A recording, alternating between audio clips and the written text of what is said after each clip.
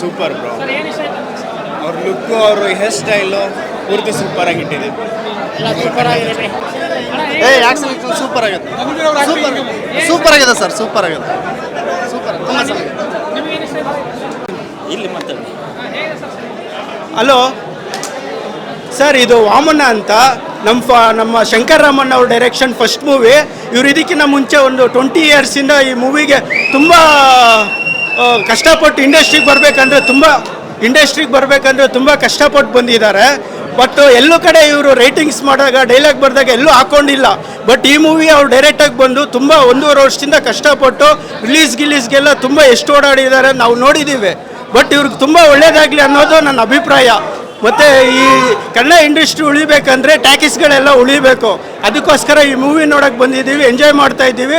ನಮ್ಮ ಫ್ರೆಂಡ್ಸ್ ಎಲ್ಲ ನೋಡೋಕ್ಕೆ ಬಂದಿದ್ದೀವಿ. ಧನ್ವೀರ್ ಆ್ಯಕ್ಟಿಂಗು ತುಂಬ ಚೆನ್ನಾಗಿದೆ. ಅದೇ ಥರ ದರ್ಶನ್ ಅವರು ತುಂಬ ಸಪೋರ್ಟ್ ಮಾಡಿದ್ದಾರೆ ಈ ಮೂವಿಗೆ. ಅಲ್ಲ, ಕನ್ನಡ ಇಂಡಸ್ಟ್ರಿ ಬೆಳಿಬೇಕಂದ್ರೆ ದರ್ಶನ್ ಸರ್ದು ತುಂಬ ಇಂಪಾರ್ಟೆಂಟ್ ಇರ್ತದೆ. ಸರಿ ಸರ್, ಇಷ್ಟೇಳಿ ನಾನು ಮಾತು ಮುಗಿಸ್ತಾ ಇದ್ದೀನಿ.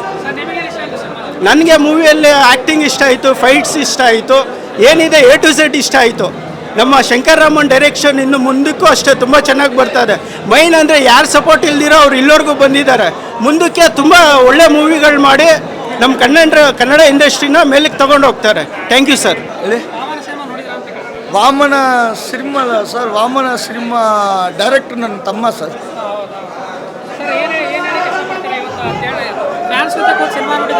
ಸರ್, ಇವರು ಶಂಕರ್ ರಾಮನ್ ಅವರು ಅಣ್ಣ ಸರ್, ಬ್ರದರ್. ಇವರು ಹೇಳಿ ಇಷ್ಟ ಆಯ್ತು ಸಿನಿಮಾದಲ್ಲಿ ನಿಮಗೆ? ಏನು ಇಷ್ಟ ಆಯ್ತು ಸರ್? ಡೈಲಾಗ್ ರಾಕ್ ಇದೆ, ಡೈಲಾಗ್ಸು ಚೆನ್ನಾಗಿದೆ. ಕತೆ ಮೂಲವಾಗಿ ಸೂಪರ್ ಮಾಡಿದ್ದಾರೆ. ಯಾತಿಗೆ ಅಂದರೆ ವಾಮನ ಯಾವ ರೀತಿಯಲ್ಲಿ ಕಥಾಭಾಗದಲ್ಲಿ ನಮ್ಮ ವಾಮನ ರೂಪದಲ್ಲಿ 3 ಅಡಿ ಹೆಜ್ಜೆಯಲ್ಲಿ ಇದಾಗುತ್ತಾ, ಇಲ್ಲಿ ಮೋಸ್ಟಿಂದ ಹೆಂಗೆ ಹೊಡಿಬೇಕು ಅಂತ ಸಂದರ್ಭದಲ್ಲಿ ಕಥೆನ ಚೆನ್ನಾಗಿ ಎಳೆದಿದ್ದಾರೆ. ಬಟ್ ಯಾತಕ್ಕಂದ್ರೆ ಇಂಥ ಸಿನಿಮಾಗಳು ಇಷ್ಟ ಆಯ್ತಾ ಸರ್?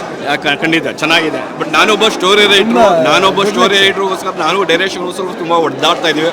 ಒಂದು ಡಿ ಬಾಸ್ ಇದೆಯಲ್ಲ, ಅವ್ರ ಆಶ್ರಯದೊಂದಿಗೆ ಇವತ್ತು ಸಿನಿಮಾ ಯಶಸ್ಸಾಗಿ ಚೆನ್ನಾಗಿ ಬಂದಿದೆ. ಜೈ ಡಿ ಬಾಸ್. ಜೈ ಡಿ ಬಾಸ್.